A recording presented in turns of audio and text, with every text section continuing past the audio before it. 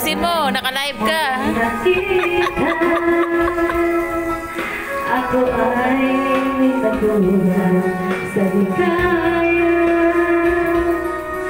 ngunit ang pag-ibig ko'y wala na.